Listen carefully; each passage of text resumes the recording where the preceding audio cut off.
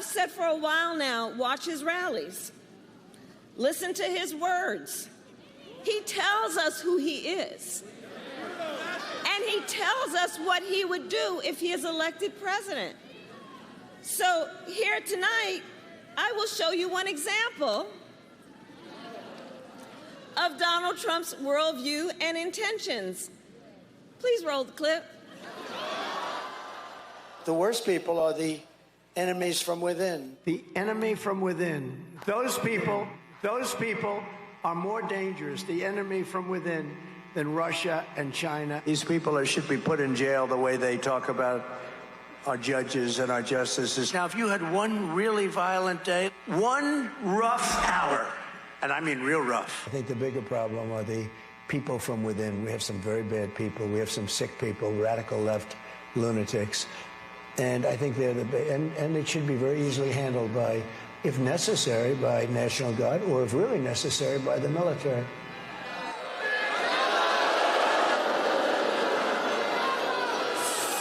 So you heard his words. You heard his words coming from him. He's talking about the enemy within Pennsylvania. He's talking about the enemy within our country, Pennsylvania. He's talking about that he considers anyone who doesn't support him or who will not bend to his will an enemy of our country. You've been listening to Vice President Kamala Harris at a campaign rally in Erie, Pennsylvania, delivering some of her sharpest and strongest attacks to date against Donald Trump. She went right after his comments about using the military against American citizens, who he calls, quote, his words, the enemy from within. And she even played those comments on a big screen in the arena. I don't even know that we've seen that before. She also said, which I wrote down, he's referring to anyone who doesn't support him, anyone who will not bend to his will. Those were part of her remarks. Joining me now is Stacey Abrams, voting rights activist and former Democratic leader of the Georgia House, who I know was watching that rally as well. So it's great to see you. Thank you so much for joining me. And I want to talk to you about so much, including voter suppression efforts out there and the state of Georgia. But I just want to start with the vice president's remarks. I mean, I heard them as some of her strongest remarks, rebuke of what is at stake here, of the threat of Trump to date. When you hear, and I want to ask you something that she's kind of asking us all to do, so let's talk about what he's saying and what it means. When you hear Trump talk about the enemy from within, what do you hear? I hear echoes of Viktor Orban, of Vladimir Putin, of Nicolas Maduro. Autocrats begin by vilifying the press, demonizing and dehumanizing their opponents, and co-opting the judiciary.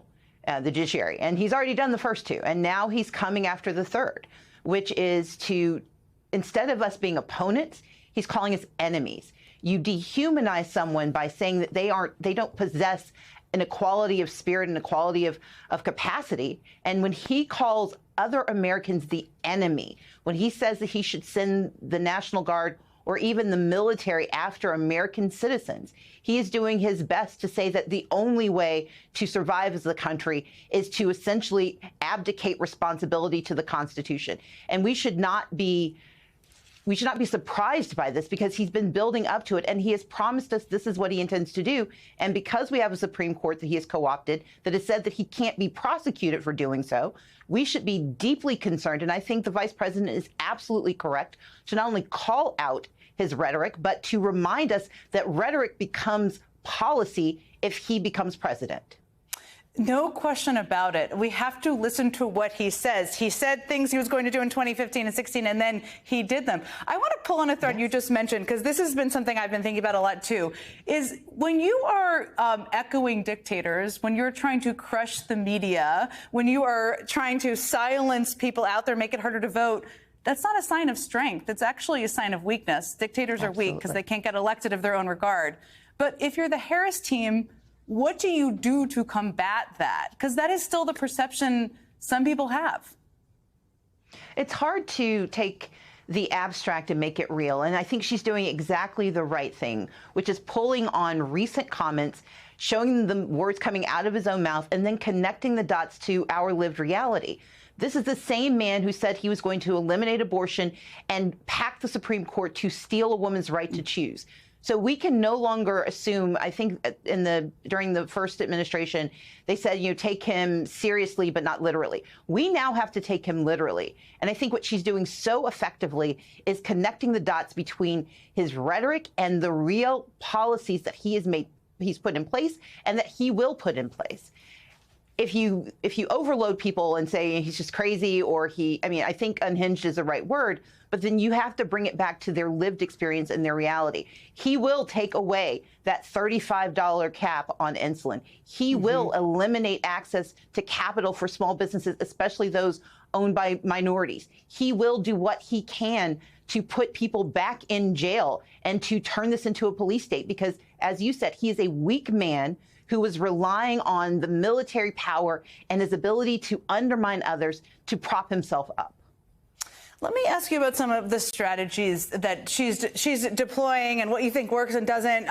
Because one of the groups that people are voting across the country right now in all the key swing states, including they will be in Georgia this week as well.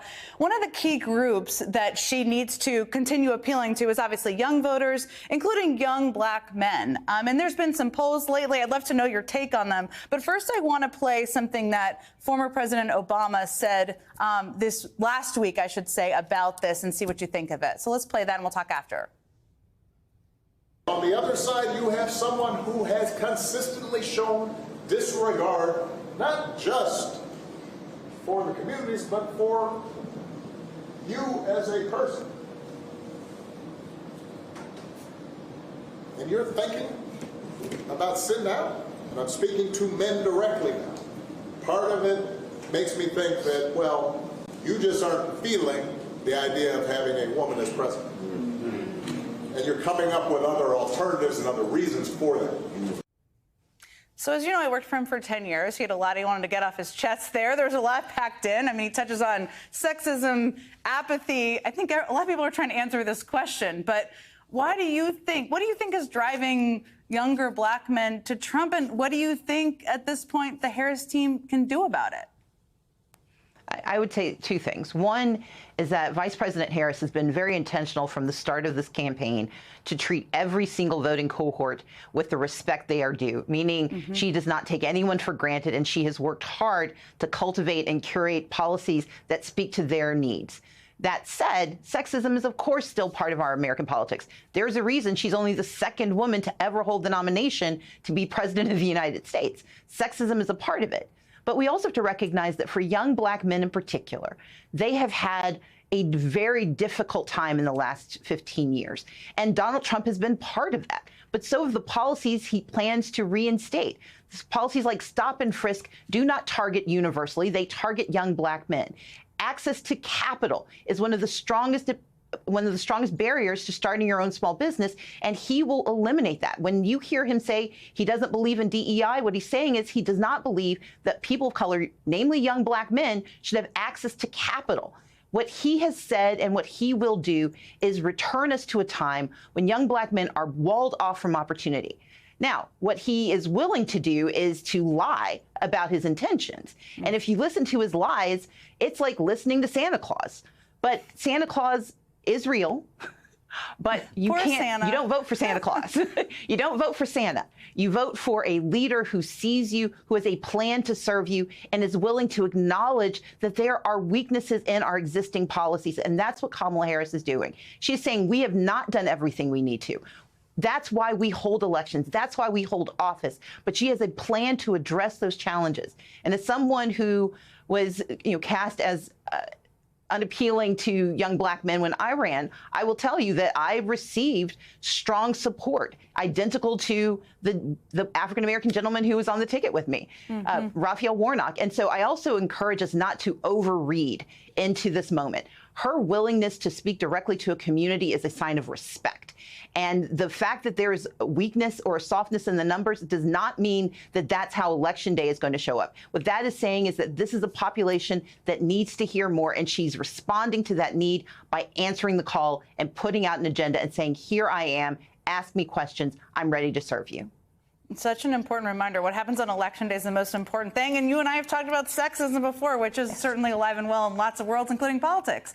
Okay, I listened to and then I read the whole transcript too, because I always learned so much from you about voter suppression, about what we should be watching. You have this amazing new podcast with Crooked Media. I recommend it so highly for anybody who wants to learn and be prepared for what to watch. But you've been sounding the alarm for years, and you recently noted that there have been 291 restrictive bills introduced in states across the country related to voting. 291. That's a shocking number. And one of those states is, of course, your home state of Georgia, where the Georgia State Election Board approved a new rule that would require a hand count of the number of ballots cast on Election Day. I will tell you, first of all, in my neighborhood party, my neighbors have asked me about this and what the impact would be, because people care so deeply about what's happening in Georgia and so many states.